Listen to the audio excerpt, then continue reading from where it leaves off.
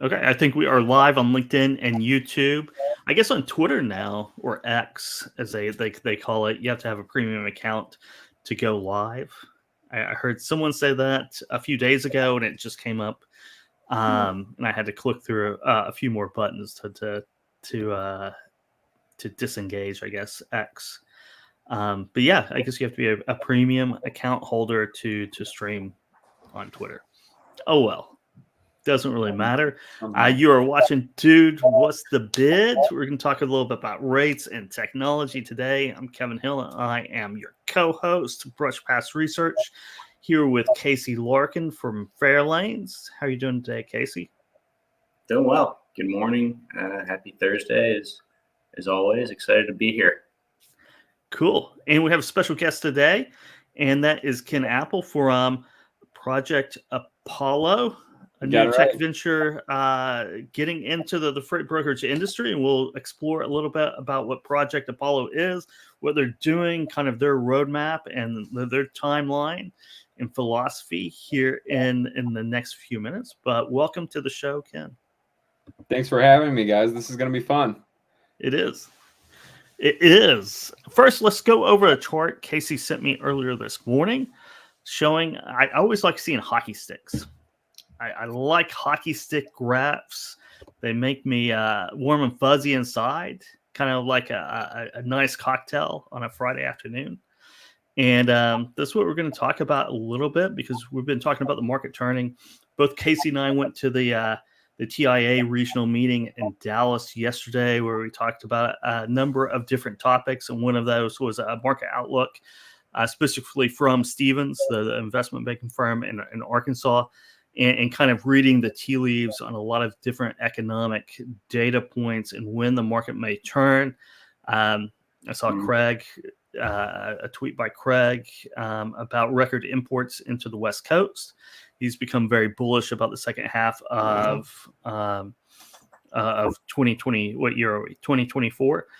So the back half of that. And so we might have some bullish news here that is now appearing well into like 26, 27 months into this freight recession, which is always good news.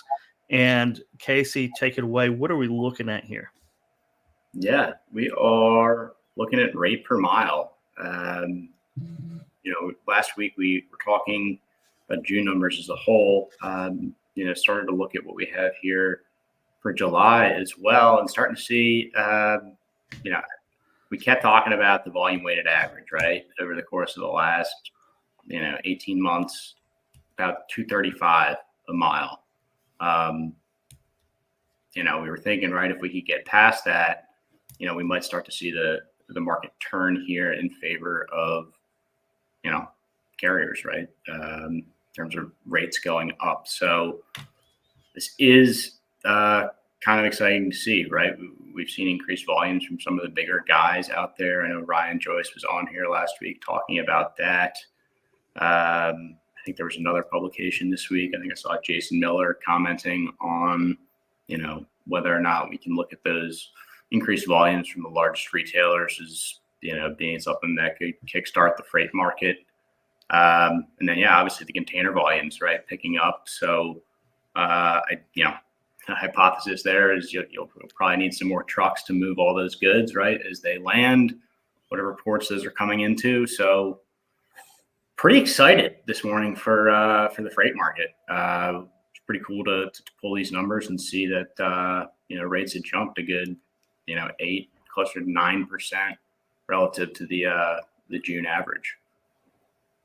I was looking at some FreightWaves data that showed that there's more capacity leaving the market than entering throughout last month. So we expected to not see the impact to rates for a little bit. We expected the market to kind of digest as that was occurring, and it looks like it's finally starting to get to that point. We're starting to see the jump. Casey, quick question. Is this all spot, or is there contract in this number too? It is largely spot. Probably 80-85% spot. It's, purchased invoice data.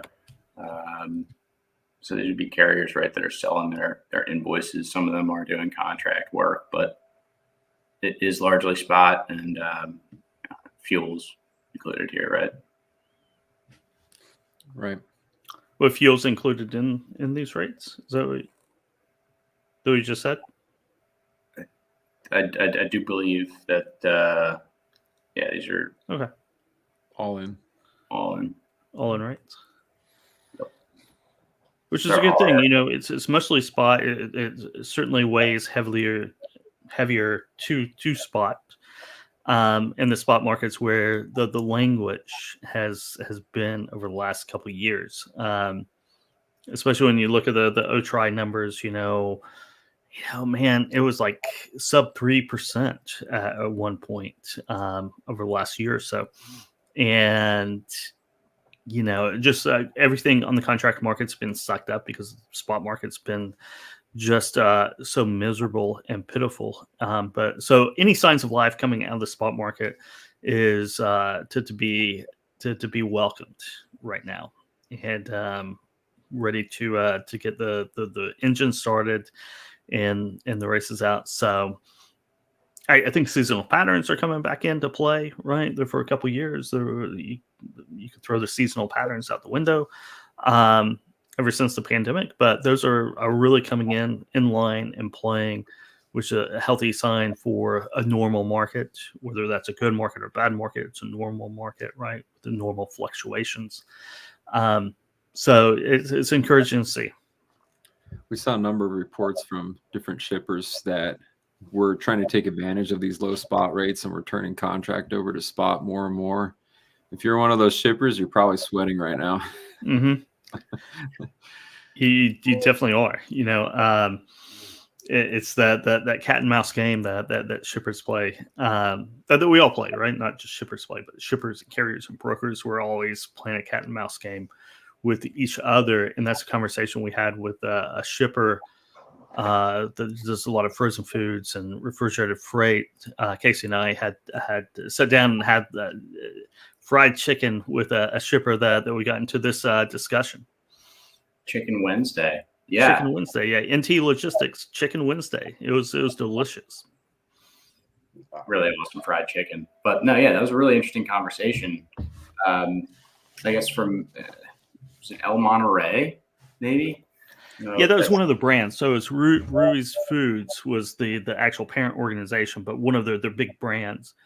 And if you're like Texas, Oklahoma, and probably all through the country, Monterey frozen Mexican foods is probably their most well-known brand, I would think. Mm-hmm. Yeah, for sure. But it's interesting. They hadn't been doing much spot lately.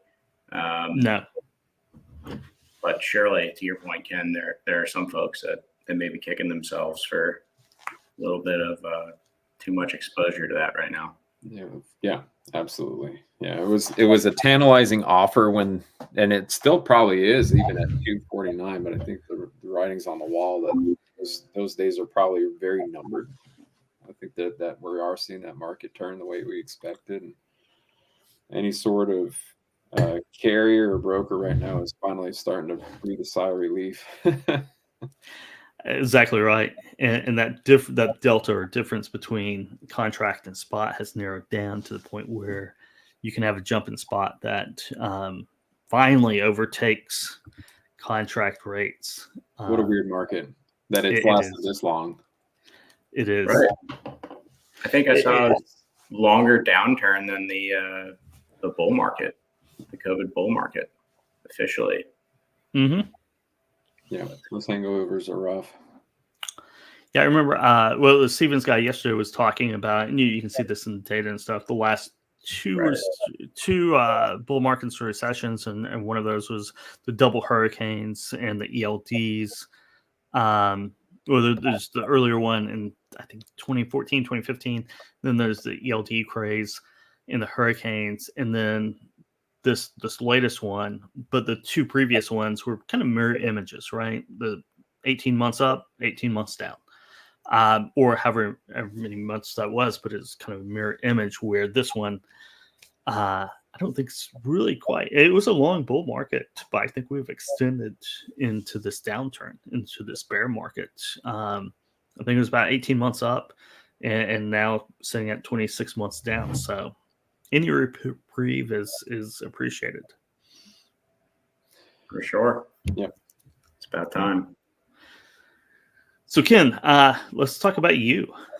Let's talk about Ken Apple and Project Apollo, and kind of get a little bit about your background, where you come from, and then into your new venture. Sure. Yeah, I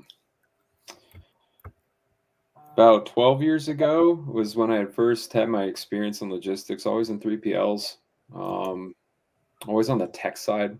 I've always been involved with building technology to empower 3PLs. For a period of time, though, I did step out of logistics and went and did a bunch of pricing using AI and ML, and kind of got swept into that world a while. And finally came back to logistics. I guess, man, it's coming up on close to 2 years of getting involved with Project Apollo. Our mutual friend Scott Oslin kind of called me up one day and said, Ken, we've got this really kind of crazy idea of trying to automate freight in a brokerage. And we kind of had this relationship leading up to that, where he called me out, hey, I've got this idea, and you always wanted somebody in your that calls you with that. I think that's important to just kind of have as a friend. Somebody's calling you, I got this idea, I want to run it by you, and then I turn and do that to other people too. And so I was that person for Scott, and he called, I got this idea, and there's a lot of versions of this idea that we just kind of walked away from and said, this don't make any sense. And finally, the version that stuck is the one that is now Project Apollo. And at the time, it seemed lofty. It seemed crazy. I think there's a lot more people that are dabbling in freight automation today, so it's more of a household terminology than it was a few years ago. So at the idea, we go, well, and the technical path to pulling off freight automation seems feasible, but it seems like a moonshot. So we called it Project Apollo, and we've kind of stuck with that. Probably at some point we'll give it the appropriate kind of branding and everything, but with where we are today, why I like the idea of giving it a new brand is it's not just a project, it's not just a moonshot. We've actually pulled it off. So I feel like maybe we should call it the Eagle because it's landed or something like that. But we feel good about where the software has ended up. And I think we've achieved a lot of the goals that we expected to achieve. We birthed this software in kind of a really unique way. A lot of software companies are created by people who have maybe exited other tech or other logistics companies, and they're like, I really wish this tech existed when I was working at a logistics company. You see a lot of that. This company was formed as a think tank within a logistics company, of saying we've got these kinds of business units, we have assets, we have brokerage, and just these numerous kind of technical problems. Let's try out our ideas on ourselves. We have a captive audience. Let's run these ideas to ground. If we think that some idea makes sense, let's go try it on ourselves and actually get this quick feedback loop that allowed us to iterate very quickly, learn what works, what doesn't work, explore a lot of the other kinds of technologies that are out there that do stuff similar to us, and figure out how that would fit for a brokerage, see how that actually applies to the customer, and then figure out what we were doing differently that made it more sense. And we feel like that gave us the right kind of shape. It made us really unique. If we look at what we're doing, it's a different kind of offering than what a lot of other automation companies are doing. It's interesting. So it's automation, right? Automation in which world? I know we talked about it a little bit ago, and it has to do with carrier and carrier relationships, carrier sourcing, that type of world. So let's jump into a few of the specifics here. Yeah. So our software focuses more on the carrier sales side of a brokerage, and focusing on like building a piece of software that matters to them. How that differentiates itself then in practice from other kinds of freight automation tools that exist is you see some that are focusing on the inbox, focusing on making sure, like, if there's a quote that's coming in, then I'm going to respond to that. If I have these spot loads that are sitting on the board, we'll try to go and help cover those spot loads. If I have a lane that I don't have a good capacity for, then I'll try to go meet some new friends and try to get that lane covered a little bit more. But all of those are kind of addressing symptoms of a larger problem. And it's that the way that a carrier sales person's life works today, because no technology exists, is if you ever chat with these people, they're the hardest working people you ever met and some of the smartest people you ever met, because they're in the trenches day in and out, covering loads, building these relationships. And if you ever chat with them, they end up building like this Rolodex of information in their head, to the point where I see this load and I'm like, I already know where this is going. It's Thursday. It's coming out of this place that like has high produce and everybody's trying to get home. So I'm going to call this person that runs produce over there, and they just know how to do it, and they can do it very quickly and efficiently. But there's like a human limitation to all that, right? There's only so many loads that human being can move. And what we really try to aim at doing with our software is not to try to augment or replace those specific functions that those humans were doing, like responding to emails or trying to tender the load to that person, as much as trying to capture how this person arrived at that decision that that's the way it should go. So it's like an extension of that carrier salesperson's relationships, what they've learned by going and working day in and day out, that if we can capture that digitally, then we can act truly on behalf of that carrier salesperson to go out and tender freight to the right kinds of people, to their people, the ones that they've built account repertoire and relationships with, and trying to capture that and make that the automation that we focused on, rather than just waterfall tendering out to any old guy.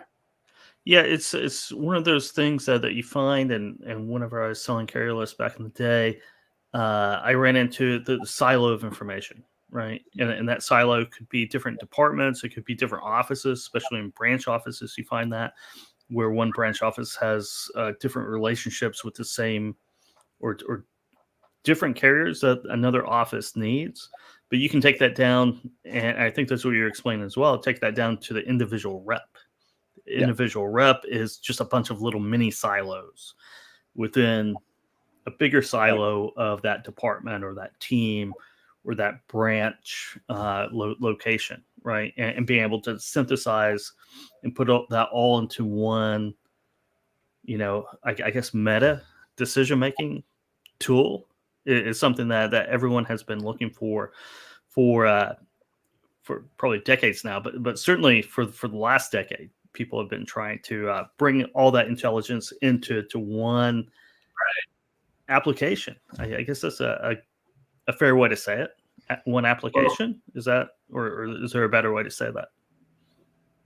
It's a single pane of glass, right? Like you want to be able to, you're right. Like a typical brokerage or organization has air gaps of information all over the place. How they went and procured the freight isn't related to how we go and cover the freight. And especially like in a spot world, you'll see like this constant struggle of carrier sales complaining, like, why did we win all this kinds of spot freight? This is extremely hard to cover, and we're doing it for pennies. And like, why are we wasting our time doing this? I've never heard that in a brokerage. Never, right? And then Never. you've got, so they're going and complaining over here, and then these people are saying, well, the customer has all the spot freight that they're willing to give to us too, that I'm so enticed to say yes to. And the connection of those two pieces is let's get the loads that make sense for us. Let's cover in a way that right. Say that again. Let's check with the carrier sales rep to make sure that, see if he's got that guy that moves the produce on Thursday afternoon. Right, exactly. Mhm. So if you kind of like look into the communication paths within a brokerage, that's what's happening. Like they go and they check with the carrier sales rep, do you bless this? And they go, yeah, I feel good about covering that. And then they go, okay. So if I can like that Rolodex, going back to that, if I have a digital representation of that, then Right. it actually does inform me on what kinds of freight makes sense. And I've automated that communication that you just kind of called out right there, where they said, does this load make sense? Well, if the freight coverage tool knows what makes sense, then it informs us a lot on what kind of spot freight it also makes sense to go and win. And those two things are aligned. And that kind of brings us back to the overarching question of defining what makes sense, right? And I Yeah, think that's something that freight brokerages aren't great at doing in a lot of cases, is defining what freight makes sense, what's profitable freight and what's not profitable freight, what to yeah. stay away from, what to go after. That's kind of a blurred line sometimes, right? Yeah, and if you're and maybe even another way of thinking about this is if you're the leader of a brokerage, it's oftentimes really frustrating because you want to set a strategy on what Hmm. you want your brokerage to be. There's a sweet spot where your brokerage operates, and you want to be more of that. But a lot of times you end up getting drug in these other directions that have nothing to do with that strategy by where the spot market takes you and where all these circumstantial things take you, that don't allow you to dictate that strategy too. So You're exactly right.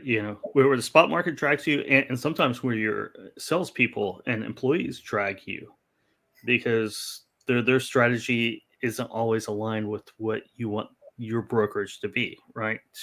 that's right. Because you have monthly numbers, you have quarterly numbers, and sometimes it's better as a salesperson, as a broker, to get freight in the door no matter what, and worry That's about right. everything else later. And that's just a nature of the beast in a lot of ways. And the last couple of months have been a great example of that. Yes. So they're saying, here's what I want to be, but like everybody's turning it all out to spot, and you're like, okay, well, I need to go chase that to get the kind of freight that I want. Um, and so then it creates all a turmoil inside a brokerage that they're going, well, okay, but we're taking a hit on the kinds of margins that we wanted to see on all that, and the tool often ends up taking the blame for all of it, and some of that's fair and some of it isn't. Hmm. But what is clear to us now is like we need to be able to, with that digital representation of how we cover freight and who we want to be, that we also need a leadership decision that needs to kind of sit on top of this, saying here's what our strategy is on who we and how we want to run our brokerage, and that needs to also be reflected in the software too. And then if we Hmm. elect to kind of depart from that strategy, it's a conscientious election. It's not, oh, we're just going to go win thousands of loads that don't make sense and just absorb the risk. And because, I've got to do a volume play in this kind of terrible low margin market. And And they I lose. expect our technology to work no matter what, right? That's right. The whatever matching and whatever AI that we have in place to work flawlessly, even though we gave it one strategy, or we bought off of one strategy and now we're pursuing another one because of necessity. It should still work anyway, That's right. right? And that's the And world it's doesn't funny. work like that. Yeah. And it's funny when we built the software, we always got a pushback from carrier sales and the kinds of loads that we would go win on the spot market, because they'd be like, this doesn't really match us. It doesn't match our identity. And we'd be like, well, do you care if you have freight automation that's able to go and find coverage for that and give it out? And they go, yes, it does, because it's ultimately our relationships on the line. Hmm. It's our customers that we have when we take that load, we need to fulfill promises. And when you just drag in more freight for the sake of dragging in more freight, you're actually just creating a bunch more work for us internally. So even though you think, oh, automation is going to take this and cover it, like more freight, more problems. So if you're not Hmm. doing things that actually help me address these problems that are created by taking in volume, then your automation is pointless. Um, and it's funny when we go, as we've solved some of these problems internally with our software and gone out and chatted with other 3PLs, they're going, yeah, I mean, there's automation that we use today, and a lot of names that you all would probably recognize today, but it creates this situation: more freight, more problems for our organization. And we're not really, and it's not just throwing capacity on it for the sake of throwing capacity on it. It's throwing the right kinds of capacity that help us maintain our relationship with our shippers. And if you can't do that for us, then we don't want any part of this. And it's particularly where we see this affect brokerages and we see this attitude is in the mid-market. So if you're a little bit higher up on the market and you've got the ability to go and just purchase whatever carriers you need to purchase to cover your loads, then you care a lot less about this. But if you're in the mid-market, you're taking all this kind of software philosophy that exists in the industry right now, right on the chin. And you're kind of searching right now for a better answer right now. And so we think that Project Apollo is that. That's really where we feel like we fit the best. And that's where you find a lot of the growing pains is the mid-market, right? That's right. Because what got you to, I'll say, what got you to 20 million in gross revenue isn't necessarily going to get you to 50, and what gets you to 50 isn't going to get you to 100 and above, right? That's when you really have to start making these decisions, and that goes, you have technology, you have leadership, right? That's when you start having to delegate more and more, right? That's right. Lose control of the reins, right? And that's oftentimes hard to do for anybody. And customers as well, right? Freight. Yeah, you have to get a different set of freight to meet those volumes to grow. So, and that's introducing some really rather large shippers and rather large volumes into your pipeline, which it's all disruptive, right? So you have to upgrade your technology, you have to upgrade your processes, procedures, and all of that. To grow. So there are a lot of growing pains in that, say, $50 to $100 million range, or maybe drop that down to about 30 million to 80 million, right? Whatever that range is. We view the mid-market as like 50 to 250 million. And if you're one of those brokers that operates in that space, and I think this is what you're saying, Kevin, like everybody's having the same conversation. Leadership saying, I want to grow. I want to get into moving new kinds of freight or different kinds of freight. I'm sick of this race to the bottom. I want to add volume to this business. And the carrier salespeople are going, look, there's only 24 hours in a day. And so the approach of all this technology right now is to go, okay, the human is the bottleneck. They're only able to move X amount of loads per day. So we're going to use technology that goes around that and covers all this freight around them. And that is a recipe for failure. We're saying that is not a good way of running your business. So instead of that, what we're saying is let the automation be an extension of that person. Let them be able to cover more than the X amount of loads per day. And what we see for like a high performing carrier sales rep on the US side, you're probably doing 20 loads a day, right? If you're overseas, it's going to be probably half of that or whatever. But what if we could take that number and 10x it? Because it is doing the things that you want. You're handling the exceptions still. You're managing the relationships. But now you can actually grow the business through how you know how to go and interact with all these carriers and answering all these questions for carriers, that giving them the kind of freight that they want and allowing those relationships to develop through that. Now you as a person have more capacity, and now you can drive more volume through you and your carrier sales role out and for that brokerage. We feel like that makes way more sense for a mid-market broker to approach automation that way than just throwing random volume at the problem. Yes. Yeah, give your guys more yes, no type of decisions in a day. That's right. It's interesting. We were listening to Stevens yesterday talking about, the industry as a whole, and margins, right, are going down. They were highlighting C.H. Robinson as an example, and with that being the case, right, how do you make the most out of the people that you do have, and figure out how to exist in that world, or figure out where you've got a real expertise or a real niche, and you can demand those margins. But it sounds like this is a great way to kind of utilize the decision-making power that you do have, to potentially enable that world that at least Stevens thinks we're kind of headed towards. Yeah, and it's unclear to us right now, and you probably see this too. It's unclear if the low margins are here to stay. Like there may have been some tectonic shifts in the freight industry that just dictate that like just going and winning higher margin freight all day long may have been commoditized with technology. I'm sure a lot of people have tried bidding on load boards and noticed that they got undercut by 5 cents. They're like, oh, how did that happen? Who undercut? Well, a bot did, right? And like this is going to continue to happen. So just being able to just go and get the kinds of margin on all the freight you used to may not really be the right way of scaling your business anymore. And that's what you see in any market, right? Where there's new technology, new transparency. The stock market is a perfect example of that. Is that it deflates pricing and margins, and it becomes a little bit more of a volume game. Going off of that too, right? Is like that this helps you.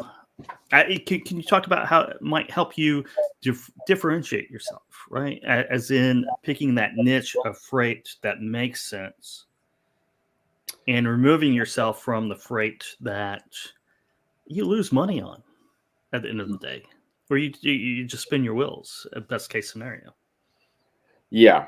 So here's how I try to answer that question. So a lot of the automation tools that exist today focus on automating certain functions, maybe just providing a waterfall tendering capability, and we do those things too, or bringing some sort of database that they've created around carriers that operate on certain lanes there, and just saying like, here you go, like, well, if you need a load covered, then we'll just find capacity for you, rather than actually focusing in on the carriers that you do like, what makes them say yes to your load. There's an art to that. How do you get the carrier to say yes to your load? And maximize that, make that the focus of the automation, is extracting yes from a carrier. So that means things like knowing where their trucks are, knowing where their trucks want to be, knowing what kinds of lanes they like to run, focusing on lanes, not loads, and capturing that stuff about the carriers. And that's the carrier sales reps having those conversations with the carriers, capturing that, and then having a place to write that into a system that can encapsulate what they're learning about their carriers through their relationships. And now when they offer a load, then instead of just like blasting them with a bunch of emails and them getting like, blind copied on an email list that's 300 line, like, hey, the first to respond this gets it. And they're like, I never win this. I'm just going to delete it. Instead, what you're giving them is targeted offers that make sense for their carrier network. And if you can do that, now you're building that relationship with that carrier more deeply, and you're creating an automated sense of capacity as a brokerage that now you can actually start filling in with more freight because you know where it's going to go. And so that's the difference in automation. I hope that makes sense, but it's not just throwing, solving the functions, and the automation does all this stuff. It's capturing that relationship aspect in the software and allowing that software to act on behalf of that relationship to the carrier. It's interesting. It begs a good question for me. I've heard some people say, is it the software or is it these carriers engaging in the race to the bottom? To your point, it may be software, right? Bidding on these loads and driving rates down in specific lanes, or more broadly, is that? That's a super good topic to kind of double click on too, because if you ever call a carrier and you say, hey, I've got a load for you, they almost never ask as their first question, what's the price? Sometimes they do, but more often than not, the questions that they first ask about the load is, does this fit into my world? So like, even though there's a race to the bottom, some of that's driven by market, but more often than not, the things that are causing them to want to say yes to that load, the margins, like the amount of money in the load is like towards the back of the conversation. They've got to figure out how this fits into their world first. So that's kind of where we try to focus, is like, let's give the carriers the right kinds of information. They care about accurate information. They care about knowing what kinds of equipment are going to be involved, and is there an appointment necessary? Does that appointment fit into my schedule? I've got to get back over here to pick up a load by this day. Like, oh, does this all work? And don't show them any loads that don't make sense in that world. Show them the stuff that does make sense. And then finally, the price conversation around it, if everything fits, is a lot simpler. Is it a race to the bottom? What we say with Apollo is, if we can get through those conversations and show carriers loads that make sense, they're more likely to agree to a good price, not a great price, but a good price, rather than this being a pricing battle on both sides. So it makes it just more of an agreeable conversation by the time you got to that. Pricing battles on Dude, What's the Bid? Here we are doing it live on LinkedIn. I'm Kevin Hill, Casey Larkin over here at Farelanes, co-hosting this, and our special guest here, Ken Apple from Project Apollo, talking about just check and carry yourselves, about increasing the productivity and defining your business with strategy. That's right. Yeah. So pricing is a whole interesting thing. I actually, Casey, you're a lot more in that world, and the subject of this conversation really is, we haven't talked about bid a lot yet, but bid is a whole other interesting topic on like what makes a good bid, and how much speculation and risk is involved in that bid too. How do you think about that? It's interesting, right? Is it the bid or is it the ask that would facilitate, a more efficient freight market? Are you calling out that there's actually two kinds of bids that's going on in a brokerage world? Well, yes, right. And then there's, I guess the moniker, right, dude, what's the bid? There's a bid and an ask, right? Bid and an ask price, right? So, the broker can post a load with a price, right, asking for somebody to move it at that price, or, hypothetically, right, the carrier could bid if they know what their truck's worth in that lane, if it fits in, right, their schedule. It's an interesting point that you bring up. You don't want to find yourself in that scenario where you've got the freight and you're on the horn with the carrier and you're having to pay him because, you need him to move this freight that's not in his network. So, I don't know. Are you talking about bids on a larger scale? I don't know if I necessarily understand where you're going with this. Yeah, well, there's a couple of kinds of aspects of this, right? Like, so if you're a broker, there's the price, there's what you got in the load. And then there's the, how am I going to get carriers to go and bid on this? I think what you're focusing more on is like how the offers and the counter offers that go around actually getting the carrier to agree to moving that kind of load. The bid and the ask. Yeah. Okay. So one of the things that we've kind of seen, go ahead. Sorry. I don't know. How does the platform work, right? Are shippers directly tendering freight, or you guys sounds like you're working directly with brokers who are getting the freight from shippers, right? Yeah. They, are they tendering it with an ask price, or are they just tendering it? Here's the equipment, the commodity, here's the pick and the drop, and enabling that scenario where 30 carriers call you or 30 email you, whatever it may be, to see if they could hop on it in a hot market, or does it make sense to? Here's the question I would like to ask: does it make sense to tender that load with the price associated with it? And if you guys do have a carrier in hand, right, and you may know what it's worth because you talk to your carrier rep who's got the guy that moves the produce, if we're using that Thursday afternoon example, how can we remove that price search friction and start posting these commodities, right, freight as a commodity with prices associated with them? whether that comes from the carrier or the shipper first. I don't know what's better or what's worse, but the more that I think we can identify the costs when we're putting these things on the market, the better it'll be for everybody. I'm glad you asked the set of questions the way that you asked them, because that's exactly kind of the mentality and the sets of questions that we also ask over at Project Apollo. So the flow of our software is something like this. Before you see a load, right, you've got carrier sales out there figuring out what the carriers are looking for, right? They're asking, where do you want to be? What lanes do you want to run?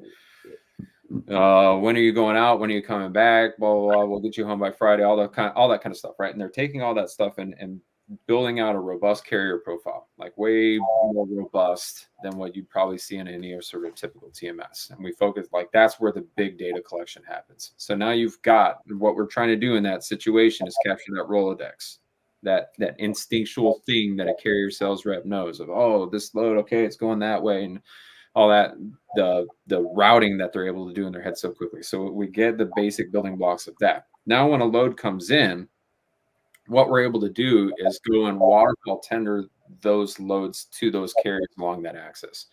And when we try to waterfall tender it to them, we're coming to those carriers with the price. Be like, hey, carrier, here's a load. It's the kind of load you've been looking for all along. And here's a really good price for that load.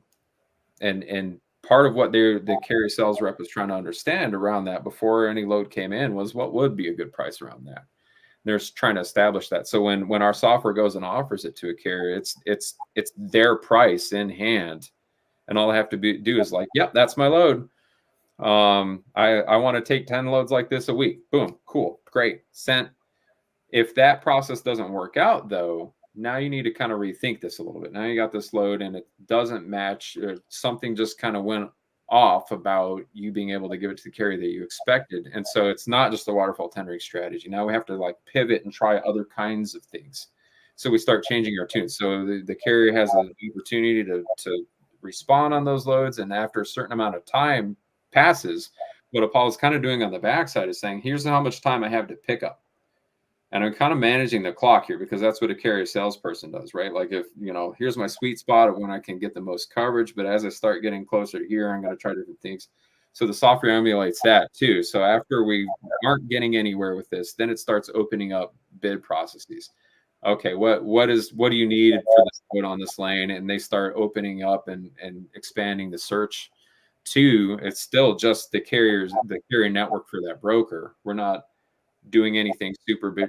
We're not posting it out on load boards or anything like that. We're just milking that network for all it's worth. And then when you start getting a little bit closer to pickup time, well, now you need to start thinking outside the box. Now you need to start reaching out to different kinds of marketplaces. Maybe you post a digital freight marketplace. Some people are into that. Some people aren't. Maybe you want to go post it to certain load boards. Everybody has their favorite, but those kinds of actions you can choose, like when and like at what urgency level do I start doing those things to start creating traffic on this. And we try to manage it that way to maximize coverage. Makes a lot of sense to me. You got that, Casey? I think so. Process through. I see we have Patrick Duffy here too. So we were just talking about you yesterday, Patrick, and we'll talk later on this afternoon, I suppose. But it's interesting. It's interesting putting all this together. I mean, I guess you're starting to. I think it sounds like you guys are like building the behavior of the carrier network that these brokerages have, right? So there's a way for you guys to start to capture that. Again, the Rolodex is interesting. I was thinking about this earlier. Boeing's been in the headlines, Apollo Aerospace. I think I've heard some people thinking that some of the issues that they're having there at Boeing, right, is you've got these engineers that are retiring. They helped develop these planes initially, and there's a lot of that brain drain going on where folks retire, and there's a lot of things that people knew but weren't recorded anywhere, and you can't really transmit that to the next generation of folks you have working there. And I'll jump in here real quick, and just build off this point is that carrier sales, you either get kind of promoted out of there to a salesperson, or you kind of leave that position or leave the industry as a whole. It's a high turnover type of a position. I know I've had a few conversations with freight brokerages, earlier this year who were worried about an upturn because they've had a complete turnover in their carrier sales departments, right? So with brain drain, that knowledge leaving at a pretty good rate, a constant rate, right, is to be able to house that and keep that should be important for brokerages, right?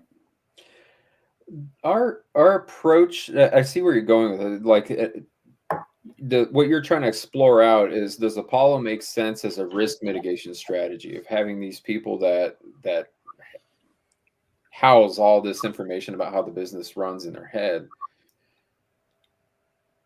We don't try to do that. And I think that might be a side effect that some people might feel from it, but we really just try to make it more about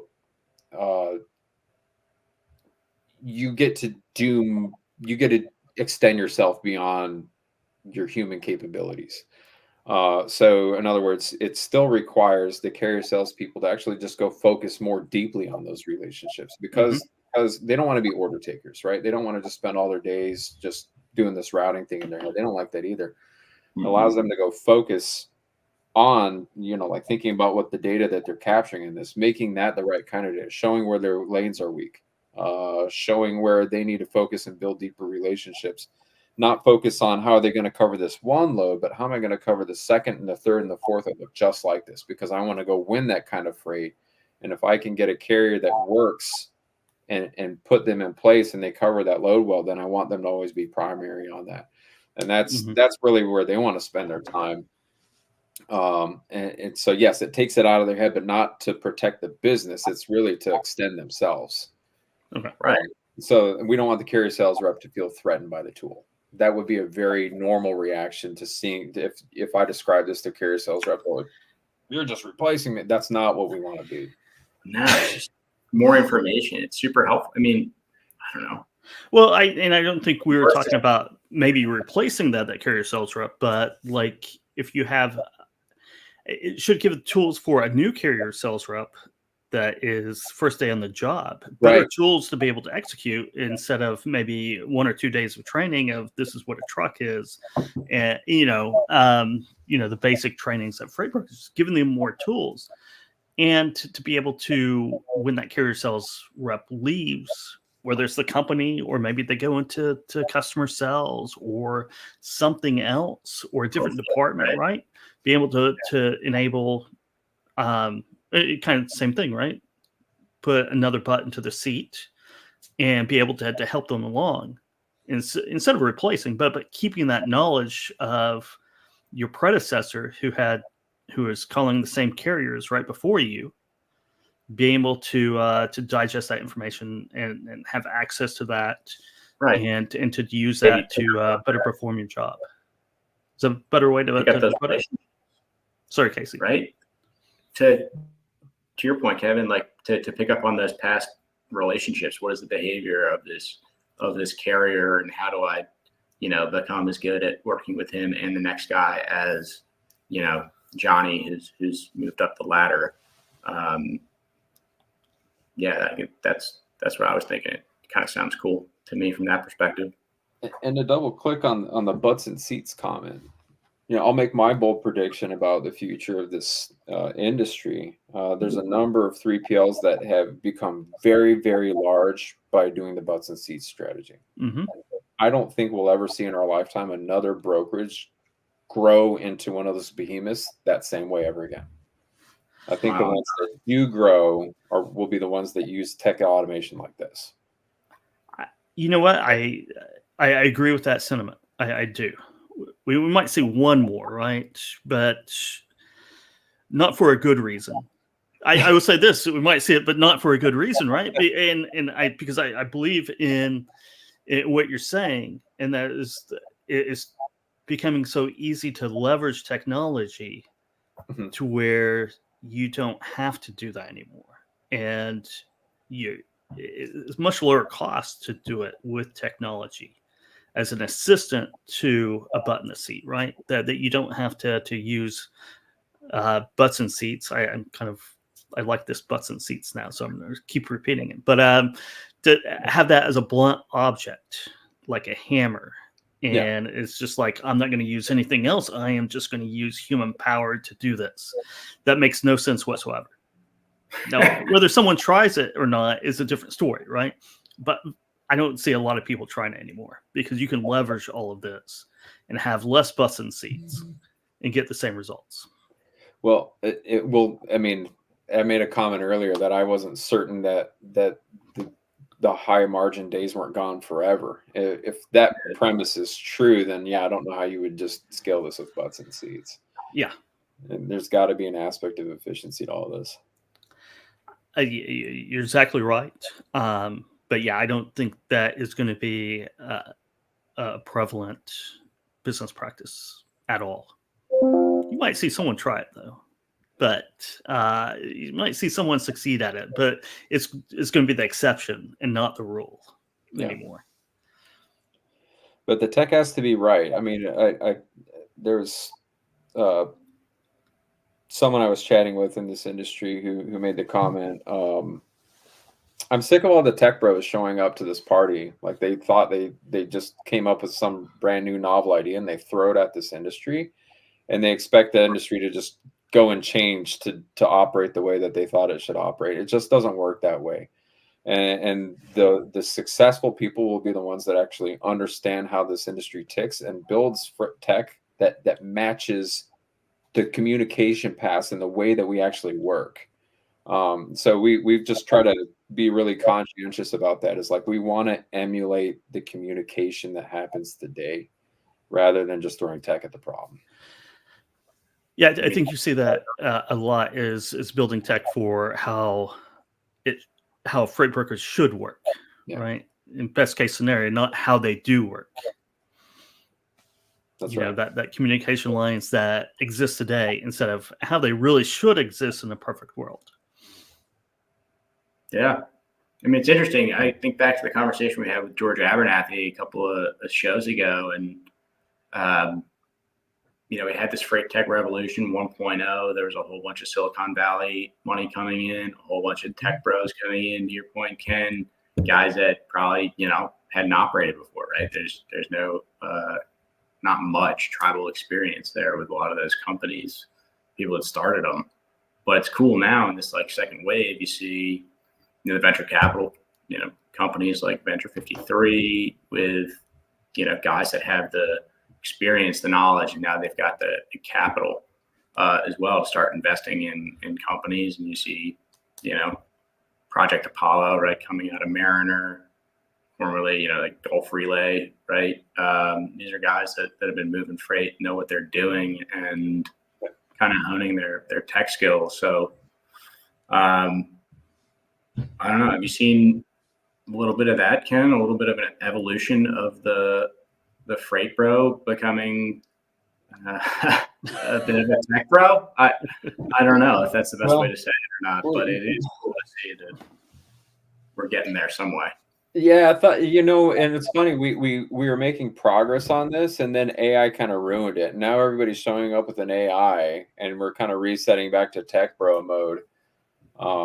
And we use AI internally too, but we're just, I think it's just right. Like it's got to be extremely thoughtful. It's got to emulate the human communications that really happen. And, a lot of these tech bro people that did show up to the party are now creating a wave of disappointment behind them. And some of them are exiting the market so much. It's really bad for everybody. It's bad for me. That's actually a really bad outcome for me. I go into a lot of calls with people and they're like, oh, I've seen this before. And there's just massive mistrust right now of freight tech. Vaporware. It's vaporware. Yeah. Show me. Oh, I don't believe this. There's lots of that. And to be honest, it's not unfair. Like that, it's a very reasonable reaction for people to operate that way because there's been so many people that have disappointed them so far. And sometimes it's hard to differentiate between vaporware, right? And just bad communication skills about how to explain how to use this. And I think those are two of the main issues, right? And it causes a lot of distrust. And whenever you have buzzwords, AI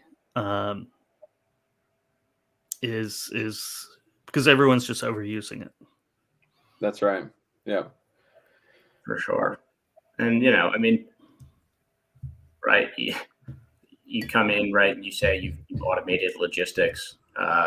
Patrick Duffy's comment earlier, right, the convoy conundrum. Mm-hmm. There's some of these older freight tech companies, right? I think a lot of them are trying to boil the ocean, kind of solve everything all at once at a large scale. Sounds like, you guys and these other cool companies that I think are doing well are kind of honing in on specific problems, meeting the freight market participants where they are, as opposed to trying to propose some massive behavioral shift in terms of, how things are done. It's, solving things on a. Yeah. And the interesting part for us the exciting part for us is that our approach works. When we started on this path, we chatted with a lot of people who had done stuff similar to this, and we're like, what should we expect ultimately if we build this tool? What level of automation do you think we'll achieve? And consistently heard around the same number. They're like, about 15 to 20% of your freight you'll probably automate. That's probably as far as you'll get with this. I'm like, okay, cool. We have Accepted. that. We've well surpassed that. We are running laps around that number, north of 50%. So I think we've gotten something right, and we feel like the reason why it's more successful is because it does what the humans were doing. Right? We weren't doing something new and novel and unexplored. We're covering the boring freight the boring way, the way that people are just working their butts off every day trying to do it. Right. So it works. For sure. Increasing your brain computing capacity. I mean, there's this idea, I think, right, that you're only using like 10% of the power of your brain at any given time. How do you surface as much of that information for your guys as possible?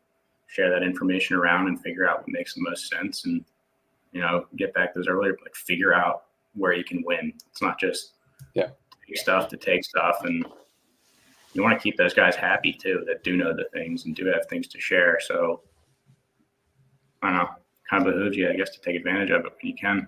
Yeah. Making it matter to the high performing carrier sales rep. That's the goal. Yeah. And using AI to extend yourself is I think it's something that will be adopted, especially by the individual users, right? The carrier salespeople, because it does make your life easier. I've finally gotten into a couple of AI tools myself, and they're fabulous. What's your favorite AI tool? Huh? What's your favorite AI tool right now? Favorite AI tool is making a few calls with AI, right? And the results have been really good, and it's really good at that. Yeah, I don't really have to train a lot of people. I don't have to do this. I can just do my prompts, and it's that working through the issues, right? But I can control the process a little bit more, and I really really enjoy that. And I think as individual users, like say carrier sales, being able to extend yourself and be able to have things that you know how to do in your mind, but not have to do the tasks of each and every little task to get the job done. Yeah. And just be able to type it out into prompts and for it to work relatively well. It's a big boom, I think.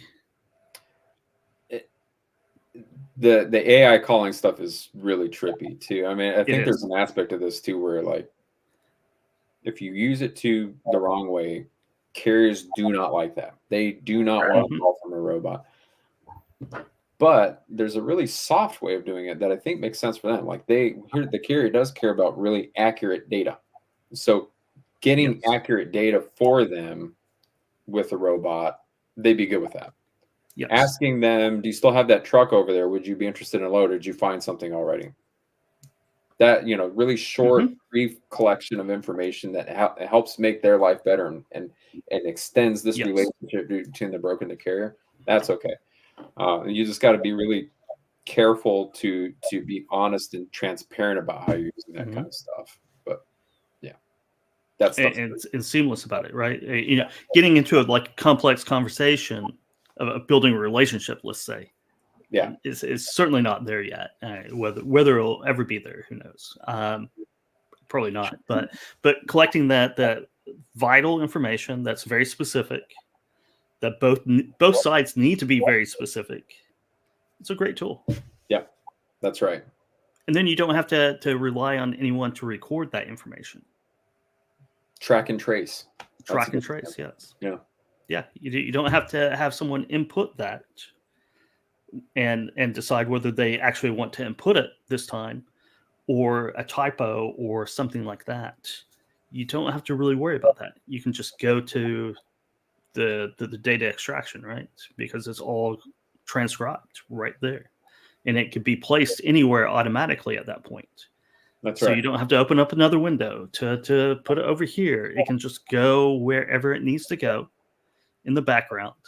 And it opens up everyone to be able to do productive tasks, right? Money, revenue generating, cost reducing tasks instead of repetitive work. That's right. Yep. Totally agree. Yeah, I think there's. You mean you don't like building loads in the TMS, Kevin? You don't like No, I don't. We were joking around at lunch yesterday, talking about pricing tools, right? And accessorials and being able to extract out accessorials. And I said, if I had $1 for every load I built in my day, where I just lumped in accessorials and what fuel, whatever, into one all-in price, that's what I did. Because I didn't want to go in and fill it out line by line. And there's a lot, that's the problem historically with rates. Is it's difficult to figure out what is a line haul and what are the accessorials, because people do not take great notes. And if you go flip that over to the sales side, right, looking into CRM tools, right, you have people who are very diligent about it and people who aren't diligent whatsoever with it. And that has always been a problem as well. Found the LTL guy. Yeah. Yeah. Yeah, exactly. You put in LTL loads as full truckloads. Yeah, what is it? It doesn't matter to me. Sure. But to be able to have that done without you having to do all that manual typing in of data is important. Yeah. That's a good use of AI too. Very good. Yeah. The easiest use case that you can describe. And it goes back to the communication. There's probably AI tools or AI based companies out there who probably can do that, right? But they can't communicate that. They're trying to boil the ocean in their presentation. And then you're left wondering, is this vaporware, or can I even use this? Or I don't really know. So, and that's where some of the cynicism comes from. But true. Yeah, it's true. Do you know one AI company that can help you all with your load building? How Duke AI, if anybody's looking for that's right, load building help, trucker technologist, somebody with some industry experience as well. Duke AI. There's your shout out, guys. Yeah, shameless plug. Well, Ken, thanks for coming on the show today. It's been a pleasure having you, learning more about Project Apollo and what you're doing. Kind of what's the roadmap or what's the timeline that you're looking at? And you don't have to be precise. I don't need that date and time. Even a quarter will do. Just kind of what's kind of in your workflow right now. The feedback that we're hearing from our customers right now is getting this process down to the point where you're covering the load is great. Thanks for doing that. But But if more of the load life cycle beyond that isn't covered, if sending out the documents and exchanging the paperwork is still something that I'm manually managing, then the effectiveness of the tool has some limitations. So we're trying to go downstream the load life cycle and automate more of those pieces. And that's not all things that we're going to necessarily just build out ourselves. We're going to go find great partners for some of this stuff, but we're going to try to take it end to end to delivered, invoice, paid. And if we can do that, I think that we'll create that full end-to-end automation for people. And I think that's where we'll see more impact. Another thing that we're trying to focus in on is making sure that all these interactions, starting all the way at the load ingest, is all digital. And what we feel like the best shape of that looks like is that we're going to start embedding ourselves within TMSs. So your favorite TMS, you take your pick. We want to be in that so that it's seamless experience as you're trying to manage this load. And then you're looking at your load board, boom, Apollo's handling all this stuff, except for this guy. What's up with that? Go to Apollo. Oh, I need to build a new relationship. I need to call this guy. Hey, do you want this load? So like driving all that, and then it flows through your TMS. And we're going to focus on those kinds of integrations right now. Cool. That sounds perfect. Perfect. So our audience, if they want to reach out and learn more about Project Apollo, where do they go? Who do they contact? ProjectApollo.com. I think right now we have a landing page that just sends you to me, or you can contact Ken at ProjectApollo.io. And that would be a way to reach me as well. But I'm sure LinkedIn as well. And LinkedIn. You got my profile right here too. Love to hear from everybody. Even if it's a dumb idea, if you're like, Ken, this will never work, let me know that. I want to be criticized a little bit on this. You have to. You have to. It's the good and the bad. Yep. That's how you get better. Is taking it out to market, hearing the feedback, and iterating after that. Cool. Well, thanks guys for having me. This was a blast. Maybe we'll get to do this again sometime. You bet. Yeah. Anytime. Anytime we'll do it again. It's been great having you on the show today. Yeah, pleasure, Ken. Great to see you, man. Happy Friday. Thursday. Oh my word! I got to work tomorrow. Good. Oh no! I made that same mistake Tuesday night, so you're all good, man. You thought it was Friday on Tuesday? I thought it was Wednesday on Tuesday. Oh. Well, that's just as bad. Anyway, have a great week, everyone. Thanks for having me, guys. All right. Talk to you later. Thanks, kid. Bye. So, Casey. What's up, Kat? Casey Larkin. What are your thoughts on anything? Today, yesterday, tomorrow? Yesterday was really interesting. There were a couple of conversations at the TIA. Thanks to KG, he's telling us good job. He was my first boss in transportation, so it's always good to hear from him. Kyle Colson over at Cargo Quotes. Very cool. Sorry, go ahead. No, anyways, I was just saying the conversations yesterday at the TIA event were really interesting. There's one on fraud there. And the guys at Highway are really battling to, right. The fraudsters' attack vectors seem to be changing, and I know that's a problem that people kind of continue to be dealing with. One question I wanted to ask them yesterday, I didn't have the opportunity to. I don't know, maybe there's a broker or two listening here. Is there any value in incentivizing your reps to catch fraudulent activity, flag it, share it with the company? You save money, right, by not getting on the hook with fraudulent activity. Is there a way to somehow monetize that or make it a priority for your employees?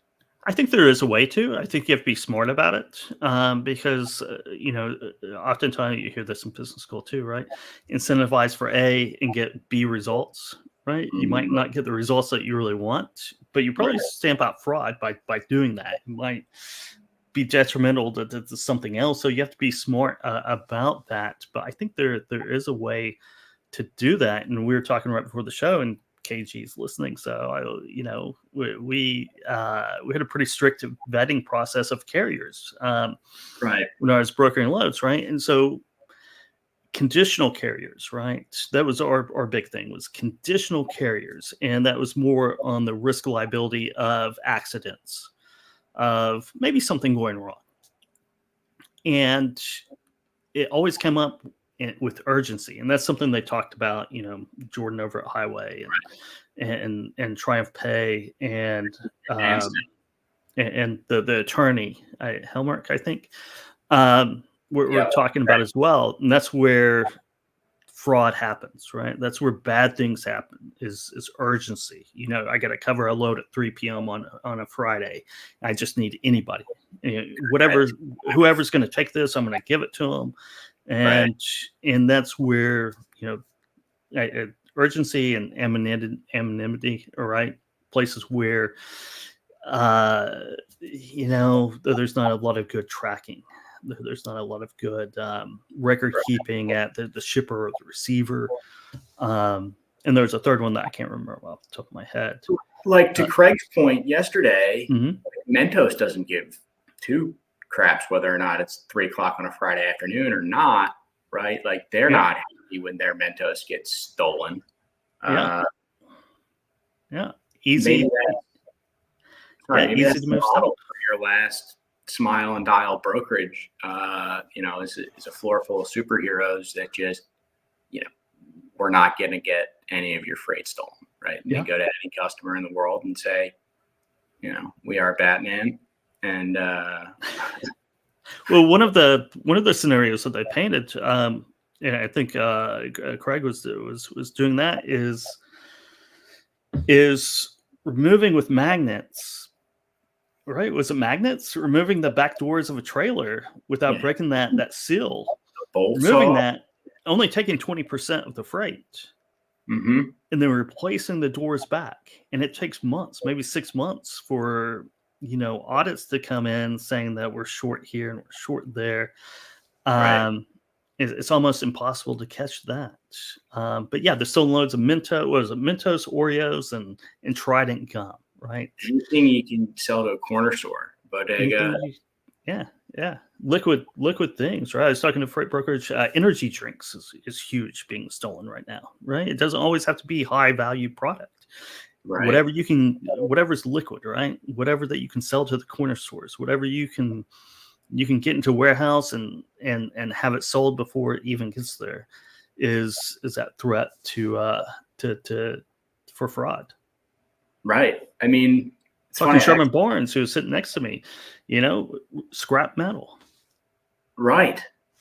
Absolutely. There's markets for that. It's interesting. I had to get some toothpaste before showing up to TIA yesterday and stopped by the gas station expecting to get a little travel bottle. It's flying after the conference. Full-sized toothpaste, the gas station. I don't know. It makes me wonder if that's something that fell off a truck somewhere and ended up right? at the gas station. It's it's certainly interesting. And then there's some shippers with their eyebrows raised in the audience, maybe connecting some dots that's where the missing inventory is going. So that was pretty interesting. But it is.